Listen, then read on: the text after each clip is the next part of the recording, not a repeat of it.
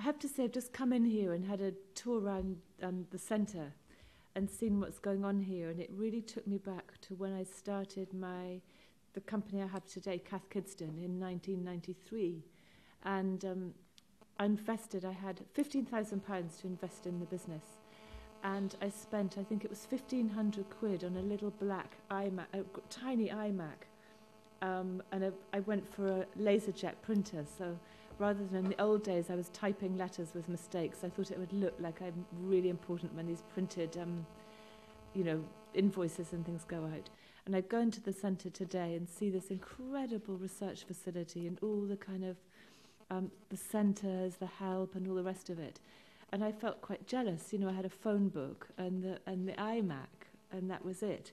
But actually, I think starting a business today, it's different, but it's no different from when I started.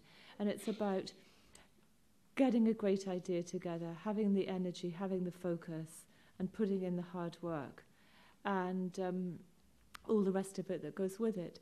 And I think where it's very difficult right now to do things like raise money, there are also opportunities like, I'm looking at rows of empty shops right now thinking, how much rent-free is there available for a new startup? I think when there's a recession, there's good and bad things, and that you can use both those opportunities. And I just would say, when I sit in a company with, guys like this, I still think I'm going to be found out. I started my business, just really wanting to enjoy myself and do something creative. And it really surprises me that it's now worth a lot of money and all the rest of it, and we employ 650 people. But I hope, just be really fascinating hearing questions and things. But I just think if you've got the energy and the nous and you want to get on with it, today is a good time to start a business. It's always today. Just get on with it. It's such a joy to work for oneself, and it's so rewarding despite all the hard work. So just, today's as good as any day, and recession or no recession, why wait? It's great. Thank you very much. Tom? Thank you. Obviously, echo all of those comments as well. And just say, it's fantastic to be here at one of the flagship events for Global Entrepreneurship Week. Would you believe, ladies and gentlemen, there are 1,800 events going on across the UK this week. But I think what I want to stress as the person that's running Enterprise UK, we invented the very first Enterprise Week back in 2004. For the last 3 years, it's gone global, and boy, it has gone global. 104 countries now are simultaneously doing what we're doing this evening, and they're talking about enterprise and entrepreneurship. There's a Speed Networking the Globe event. I'm not sure if we'll make a Guinness World Record out of it or not yet, but essentially in all these countries, in Regis offices around the world, there are entrepreneurs and pre-business startup people who are taking that bold and that first step into this scary journey of entrepreneurship. And talking of journeys, in fact, in Tunisia right now, there's a 150-metre boat that's travelling around the country with the flame of entrepreneurship. And I'm told, yes, it is called the Entrepreneur Ship.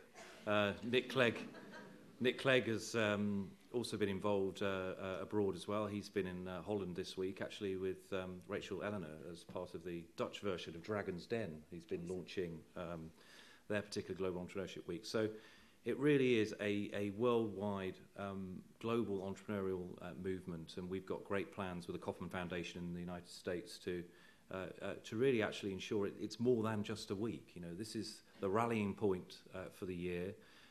You can imagine working as I do. It's great just sitting alongside a dragon here, but actually my chairman is, of course, Peter Jones, one of Deborah's colleagues, and he's absolutely passionate about building this entrepreneurial movement. And finally, I just want to say, because it was great when that show of hands went up, just to see how many people in this room have either set up several businesses or they're very, very close to doing that. I just wanted to say to you that you are indeed a very, very special group of people. There's a survey that we published this week as part of the launch of Global Entrepreneurship Week, where, would you believe, 50% of the British population, so we're, in terms of the world, we're second from top in terms of the number of people who think they can set up a successful business. But the slight sting in the tail is that we're second from last in the industrialised world for those people that actually do. So only 5.8% of the British population sets up a successful business, compared to 8% in the United States, 15% in Brazil, and a whopping 19% in China. So you're part of a 6% of the population that actually, gets out of bed and says, right, I've got this business idea, I'm going to make a go of it. So well done. Deborah.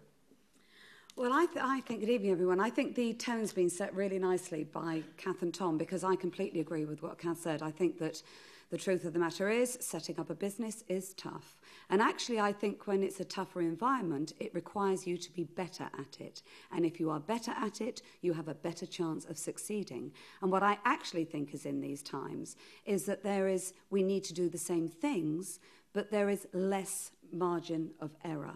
In very, very affluent times, then pretty mediocre businesses can get off the ground and they can survive. In tough times, it means you've really got to be good at what you do. But the opportunity is that in tough times, space gets cleared. Those mediocre businesses drop out of it, and there's space left for good operators. And that's where the opportunity is. The trouble is, I often find myself sitting in rooms like this where I feel like I'm preaching to the converted, because we've got people who are already operating in businesses, people who are entering businesses, and the very fact that you are sitting here in the British Library listening and learning and taking things on board and considering how you're going to do your businesses, that means you stand a better chance than those people who are not considering all of those things. So I always find myself talking to the very people who I think, well, actually, they don't need to hear this. They already know this. They're already doing it. But I cannot stress the importance of entrepreneurs enough right now. I've heard a lot from our government about how much we have to cut our cloth and how much we have to bring costs down. Now, as an entrepreneur, trust me, we all have to do that as well. We have to run profitable businesses. But I've been in and watched too many businesses that close themselves down too far. They cut their costs to the point at which actually they're so focused on cutting costs that they take their eye off the ball of actually moving businesses forward. And for me, the real entrepreneur is where it's